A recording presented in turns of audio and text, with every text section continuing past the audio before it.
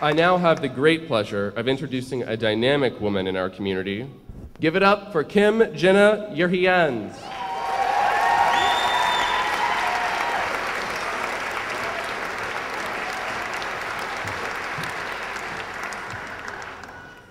God, there's a lot of you. Just as a little disclaimer, any overlap with Jimmy's speech is completely coincidental. At a recent board meeting, there was a comment made about the situation at Antioch. Hope is the problem, someone said. Personally, I'd say the problem is a small endowment and wrong priorities of certain administrators, but hey, I could be wrong, as I don't have Tom Fakey's degree in finance.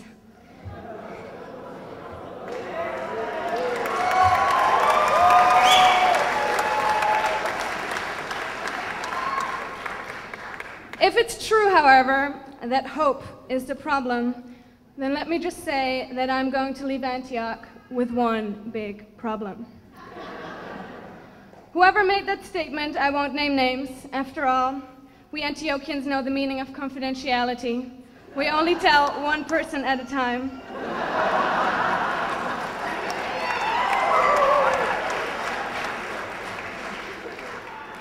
She missed the opportunity to be inspired by the collective willpower of individuals who call Antioch College their alma mater.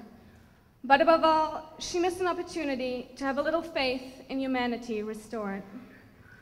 If endowments were measured in spirit, there would be no doubt we are standing on the verge of a bright future. In reality, the future is once again unknown, and meanwhile, we hold on to that Antiochian spirit to continue to fight for what we hold dear. We believe in an Antioch that values human capital over buildings, educational value over efficiency, questions over answers, an Antioch that encourages learning by discovery rather than prescription. We believe in an Antioch that values tenure as the basis for a progressive education,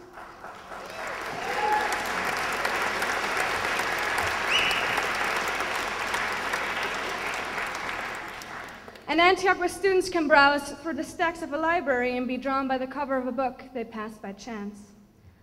We believe in an Antioch built on the pillars of classroom, co-op, and community, not cash, corporatism, and condos.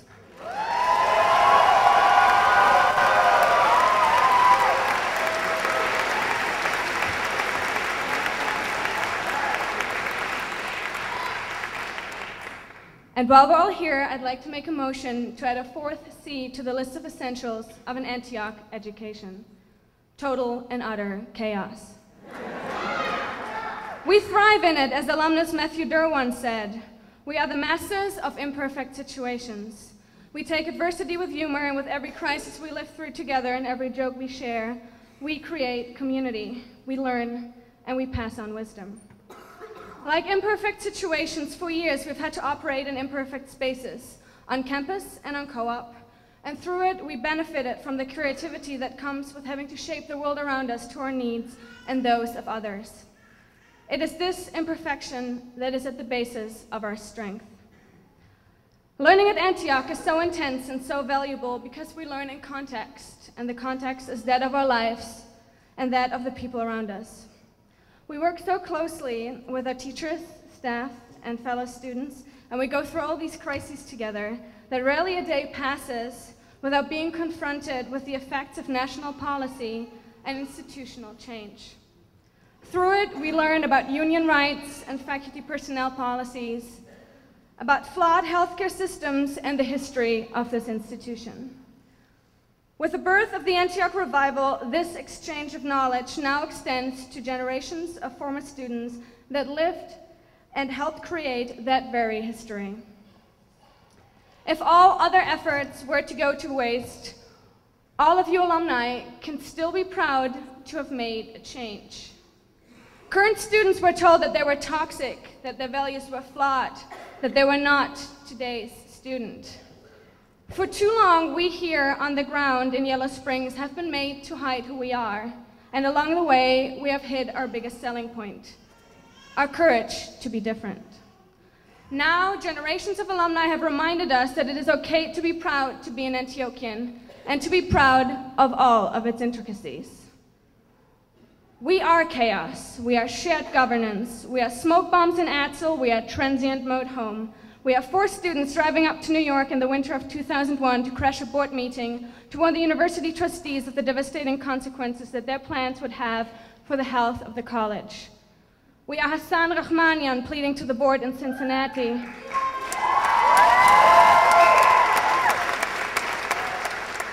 We are Hassan Rahmanian pleading to the board in Cincinnati, don't take away my America. We are hope for change.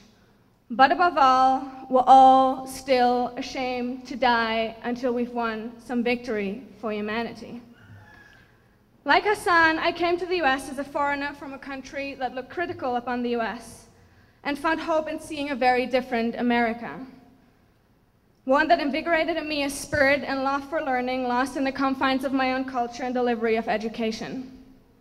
Then the announcement hit, and I became part of a minor revolution, an ingredient fused with hundreds of others that would change my fiber to never be the same again. Brought up by a strong woman who subscribed to the famous Dutch saying, "Laat niemand de kaas van je brood afeten." I'll translate, "Let nobody steal the cheese of your sandwich."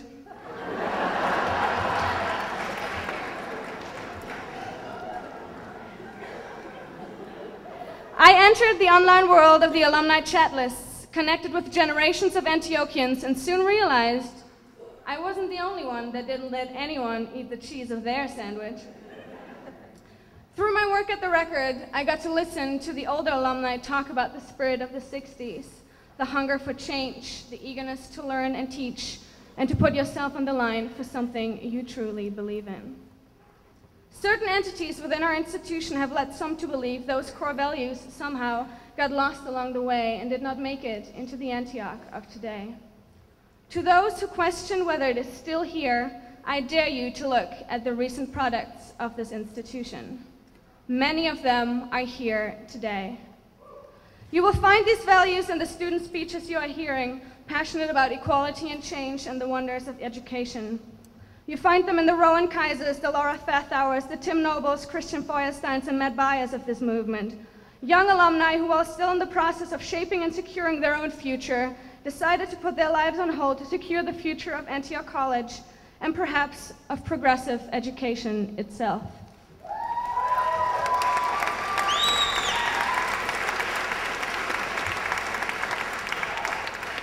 You find these values in the untiring spirit of our faculty, educators who for years have worked underpaid and overburdened when they could have led comfortable lives working at renowned and financially stable institutions anywhere in the country.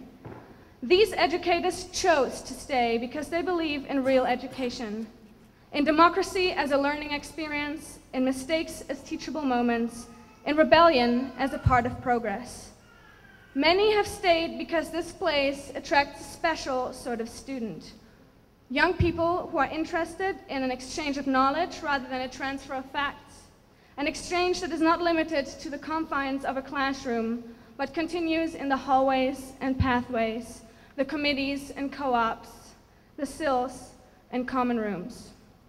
It was a group of former CMs and community leaders of the toxic 90s and early millennium, educated by teachers like Bob Devine and Chris Hill, Joe Kelly and Stephen Duffy, that came together during reunion and transformed chaos into a chance for a better future.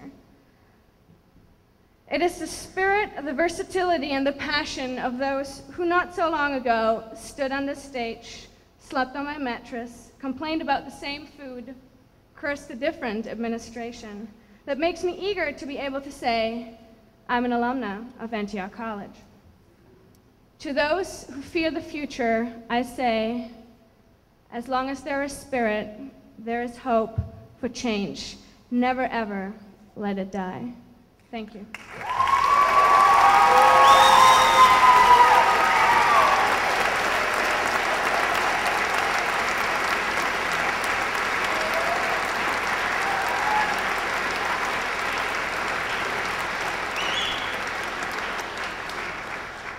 Now please welcome our next speaker, Cindy, or Fela as we know her, Pierre-Louis.